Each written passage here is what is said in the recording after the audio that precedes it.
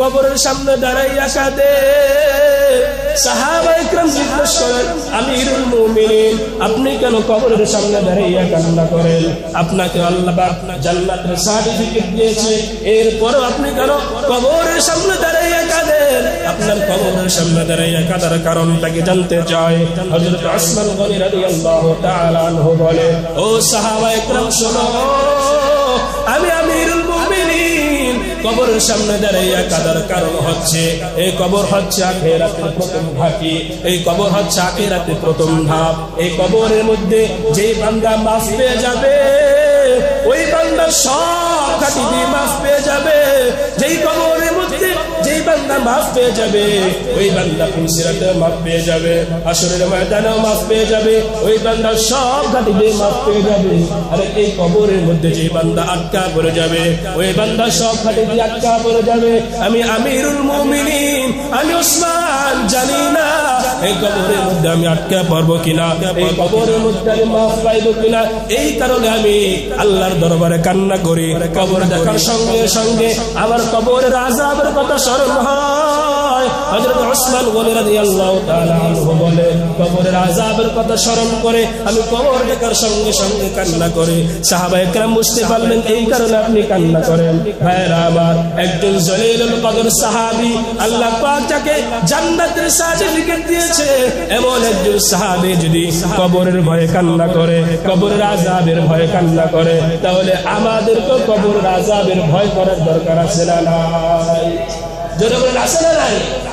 আল্লাহ নবী বলেন, কোন ব্যক্তি যদি 5 ওয়াক্ত নামাজ জামাতের সহিত আদায় করে, আল্লাহ পাক রব্বুল আলামিন ওই ব্যক্তিকে 5টা পুরস্কার দিবেন। কয়টা? রব্বানা লাকাল হামদ হামদান কাসীরান তাইয়িবান মুবারাকান ফীহি। সম্মানিত হাজির, শুকরিয়া আদায় করলাম কার? আরো জোরে বলেন, কার শুকরিয়া আদায় করলাম? আমাদেরকে রিজিক দান করেন কে? আমাদেরকে হায়াত দিয়েছেন কে? আমাদেরকে সুস্থতার মধ্যে রেখেছেন কে? আবার অসুস্থতার মধ্যে রাখেন কে? এজন্য সবসময় শুকরিয়া আদায় করতে হবে একজনের। তিনি কে? আল্লাহ রাব্বুল আলামিনের শুকরিয়া আদায় করলে লাভ না ক্ষতি? কিভাবে লাভ? কিভাবে লাভ? কিভাবে লাভ? আল্লাহ রাব্বুল আলামিনের শুকরিয়া আদায় করলে লাভটা কি আর ক্ষতিটা কি, এটাও আল্লাহ কোরআনে বলে দিয়েছে। আল্লাহ পাক রব্বুল আলামিন বলছেন, ওয়া ইয তাআযানা রাব্বুকুম লা ইন শাকারতুম লা আযীদান্নাকুম ওয়া লা ইন কাফারতুম ইন্না আযাবি লাশাদীদ। আল্লাহ বলে লা ইন শাকারতুম লা আযীদান্নাকুম, আমি আল্লাহ তোমাদেরকে যেই নিয়ামত দিয়েছি, যাকেই যে নিয়ামত দিয়েছি, সে যদি সেই নিয়ামতের শুকরিয়া আদায় করে, আমি আল্লাহর উপর কৃতজ্ঞতা জ্ঞাপন করে, আল্লাহ বলেন লা আযীদান্নাকুম, আমি আল্লাহ তার নিয়ামতকে অনেক গুণে বৃদ্ধি করে দেব। পক্ষান্তরে আল্লাহ পাক অসংখ্য নিয়ামত দিয়েছে, কোন বান্দা সেই নিয়ামতের শুকরিয়া আদায় করলো না। আল্লাহ বলেন ওয়ালা ইন কাফারতুম, আমি আল্লাহ কাউকে নিয়ামত দিয়েছি কিন্তু সেই নিয়ামতের শুকরিয়া সে আদায় করে না। আল্লাহ বলেন ইন্না আযাবি লাশাদীদ, আর সেই বান্দার জন্য জেনে রাখা উচিত যে আমি আল্লাহর আযাব বড় কঠিন। এজন্য শুকরিয়া আদায় করা দরকার আছে না নাই? দরকার আছে না নাই? আপনাদেরকে ছোট্ট করে বুঝাই, কোন ব্যক্তি আপনাকে বলল আমি তোমাকে 1000 টাকা দিই, এই কথার মধ্যে 50% দিবে, 50% দিবে না, সন্দেহ আছে না নাই? সন্দেহ আছে। কেউ যদি বলে আমি তোমাকে অবশ্যই 1000 টাকা দিব, তাহলে এই কথার মধ্যে 80% দিবে, 20% দিবে, 80% দিবে, 20% না দেওয়ার সম্ভাবনা থাকতে পারে। কেউ যদি বলে আমি তোমাকে অবশ্যই 1000 টাকা দিব, তাহলে এর মধ্যে কোনো সন্দেহ আছে? জোরে বলেন, আছে কিনা? আল্লাহ বলেন লা আযীদান্নাকুম, শুরুতে একটা লামে তাকিদ এনেছে, শেষে নুনে তাকিদ এনেছে। লামে তাকিদ, নুনে তাকিদ এগুলো তো আরবিতে বলা হয়, বাংলাতে এমন লাম যে লামটা গুরুত্ব বোঝানোর জন্য আসে, এমন নুন যে নুনটা গুরুত্ব বোঝানোর জন্য আসে। আল্লাহ বলেন লা আযীদান্নাকুম, কোন বান্দা আমি আল্লাহর নিয়ামতের শুকরিয়া যদি আদায় করে আমি আল্লাহ তাকে অবশ্যই অবশ্যই নিয়ামত বহুগুণে বৃদ্ধি করে দেব। সুবহানাল্লাহ। ওই জন্য শুকরিয়া আদায় করার দরকার আছে না নাই? অবশ্যই শুকরিয়া আদায় করব। এই যে আমরা যে নামাজ পড়তে এসেছি, আমরা নামাজ পড়ি, অনেকে নামাজ পড়ে না। আল্লাহ পাক আমাদেরকে নামাজের জন্য মসজিদে এনেছে।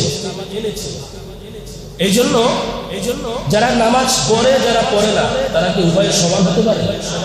কখনো হতে পারে। আল্লাহ পাক যত সৃষ্টি করেছে সব সৃষ্টিজীব আল্লাহর একাত্মবাদের স্বীকার করে।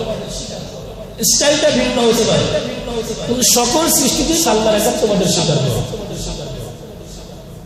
প্রখ্যাত মুহাদ্দিস হযরত মুহাদ্দিস দেহলভী রাহমাতুল্লাহি আলাইহি বলেন যে কিছু আল্লাহর সৃষ্টিজীব আছে তারা সব সময় দাঁড়িয়ে আল্লাহর হুকুম মানে, কিয়াম অবস্থায়। যেমন গাছপালা, এগুলো সব সময় দাঁড়িয়ে থাকে, সব সময় দাঁড়িয়ে থাকে, এটাই তার ইবাদতের সিস্টেম। কিছু সৃষ্টিজীব আছে সবসময় রূপ অবস্থায়, যেমন চতুষ্পদ জন্তু, এগুলো সবসময় রূপ অবস্থায় থাকবে, এটাই তার সিস্টেম, ইবাদতের সিস্টেম। কিছু সৃষ্টিজীব আছে সবসময় সিজদারত অবস্থায় থাকে, সিজদা, যেমন সাপ, বিচ্ছু, এগুলো সবসময় সিজদারত অবস্থায় থাকে, এটাই তার সিজদার সিস্টেম।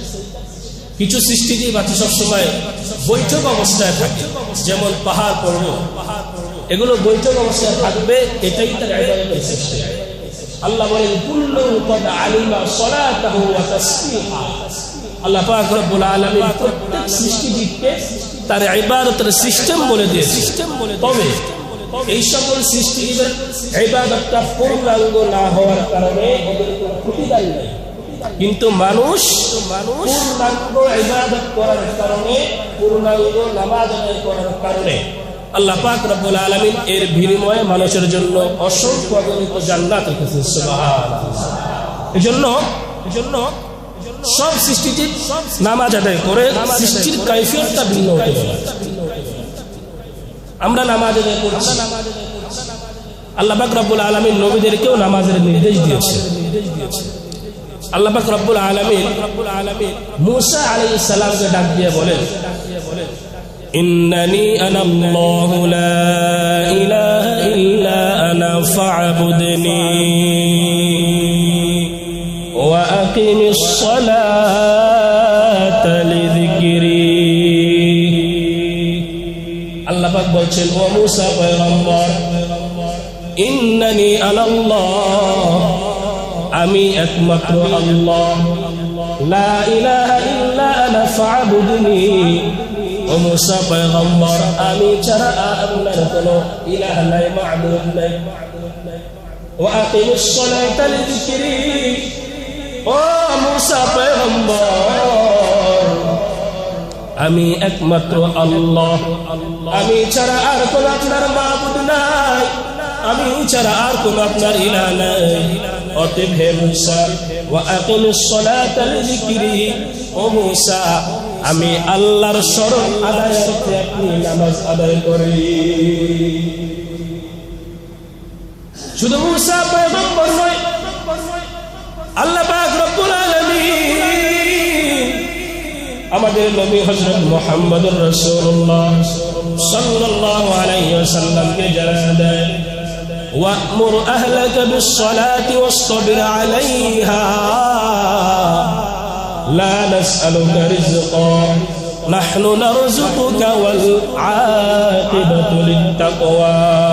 আল্লাহ পাক রব্বুল আলামিন বলেন ওয়া'মুর আহলাকা বিস-সালাতি ওয়াসতাবির আলাইহা, ও নবী আমি আপনাকে নামাজের আদেশ দিলাম, ওয়াসতাবির আলাইহা, এবং নামাজের উপর আপনি অটল থাকবেন। আল্লাহ বলেন ওয়াসতাবির আলাইহা লা নাসআলুকা রিজকা, ও পয়গম্বর আমি আল্লাহ আপনাকে নামাজ আদেশ দিয়েছি, আমি আপনাকে নামাজের কথা বলেছি, আপনি নামাজের উপর অটল থাকবেন। লা নাসআলুকা রিজকা, ও পয়গম্বর আমি আপনার থেকে রিজিক চাই না, আমি আপনার থেকে রিজিক চাই না। আল্লাহ বলেন নাহনু নারযুকুকা, বরং আমি আল্লাহ আপনাকে রিজিক দান করি। আমি আল্লাহ আপনার থেকে রিজিক চাই না, আমি আল্লাহ আপনাকে রিজিক দান করি। অনেক সময় এমন দেখা যায় আযান হয়ে যায়, মসজিদের মুয়াজ্জিন হাইয়া আলাস সালাহ বলে ডাকে, এমন সময় মসজিদের মুয়াজ্জিন ডাকার সময় দোকানের মধ্যে কাস্টমার চলে আসে। নামাজের সময় চিন্তা করে কাস্টমারটা যে এসেছে কাস্টমারকে বিদায় করে এরপর নামাজের টাইম পাইলে করব।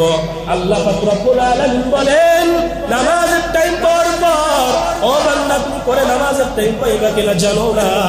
আল্লাহ পাক রব্বুল আলামিন বলেন নাহনু নারযুকুক, আমি আল্লাহ রিজিক দান করি। যেই কাস্টমারটা এই সময় এসেছে যদি আমি আল্লাহ তাকে আবার পাঠাই, নামাজ পড়ে যাওয়ার পরও আমি আল্লাহ কাস্টমারকে পাঠাইব।